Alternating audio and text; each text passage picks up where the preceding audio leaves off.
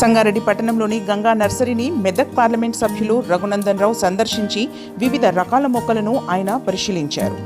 ఈ సందర్భంగా ఆయన మాట్లాడుతూ కరోనా కాలం నుండి ప్రజల జీవనశైలిలో మార్పు వచ్చిందని, దానికి అనుగుణంగా పాత పంటలను పునరుద్ధరించే విధంగా రైతులు, నర్సరీ యాజమాన్యాలు చర్యలు చేపట్టాలని ఆయన సూచించారు. గంగా నర్సరీలోని 100 రకాలకు పైగా మామిడి మొక్కలను, జామ మొక్కలను ఆయన పరిశీలించారు. నర్సరీలో వివిధ రకాల మొక్కలు పెంపకంపై హర్షం వ్యక్తం చేశారు. గంగా నర్సరీ తెలంగాణ, ఆంధ్రప్రదేశ్కే కాకుండా మహారాష్ట్ర, కర్ణాటక కూడా ఈ నర్సరీ మొక్కలు పంపిస్తున్న గంగా నర్సరీ యజమాని ఐసి మోహన్ని ఆయన అభినందించారు.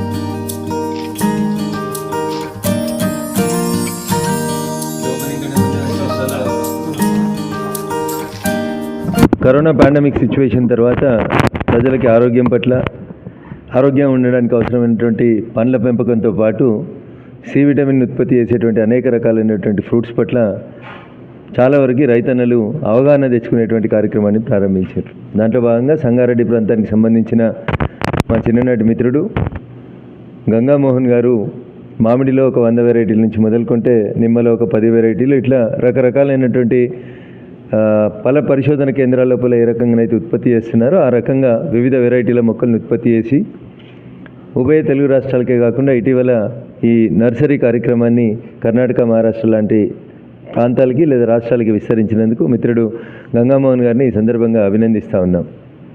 ఈ జిల్లా మెతుకు సీమ. ఒకప్పుడు ప్రపంచానికి మెతుకును పరిచయం చేసిన మెతుకు సీమ నుంచి ఇలా కొత్త కొత్త వెరైటీస్ ఆఫ్ ఫ్రూట్స్ని, రకరకాలైనటువంటి మొక్కల్ని ఇక్కడనే వారు తయారు చేయడం ఇన్ ద సెన్స్ అంటుకట్టడము, రకరకాలైనటువంటి బ్రీడ్స్ని తయారు చేయడము, రకరకాలైనటువంటి కలర్ ఫ్రూట్స్, జామకాయలో కానీ పసుపులో నల్ల పసుపు లాంటివి తయారు చేయడం కానీ, అవకాడో లాంటి, ఇప్పుడు ప్రపంచం అంతా అవకాడో వైపు చూస్తూ ఉంది, డ్రాగన్ ఫ్రూట్ వైపు చూస్తూ ఉంది. ఇట్లాంటి కాస్ట్లీ ఫ్రూట్స్ని కూడా సామాన్య రైతులు తమ పొలాల్లో పెంచుకొని తమ కుటుంబానికి అవసరమైనటువంటి పోషకాలని పొందడానికి కామన్ మ్యాన్కి అందుబాటు లోపల తక్కువ ధరలకి సరసమైనటువంటి రేట్ల లోపల తీసుకొచ్చి వారు చేస్తున్నటువంటి వ్యవసాయదారులకు ఉపయోగపడేటువంటి కార్యక్రమాన్ని నేను ప్రత్యేకంగా అభినందిస్తూ, ప్రతి కుటుంబం తమ కుటుంబానికి అవసరం ఉన్నటువంటి ప్లాంటేషన్ ఏదైతే ఉంటుందో, మిరియాలు కానివ్వండి, మెంతులు కానివ్వండి, నిమ్మ, జామకాయ ఇట్లాంటి వాటిని అన్నింటిని కూడా తమ పెరట్లలో పెంచి పెరటి వ్యవసాయాన్ని పాతకాలపు రోజుల్ని తిరిగి పునరుద్ధరించుకోవాలని చెప్పి ఈ సందర్భంగా కోరుకుంటూ, అందరికీ ఈ మొక్కల్ని అందుబాటులోకి తీసుకొస్తున్న పరిణామ క్రమంలో గంగా నర్సరీ మిత్రులు గౌరవనీయులు మోహన్ గారిని ఈ సందర్భంగా నేను ప్రత్యేకంగా అభినందిస్తా ఉన్నాను. Thank you and all.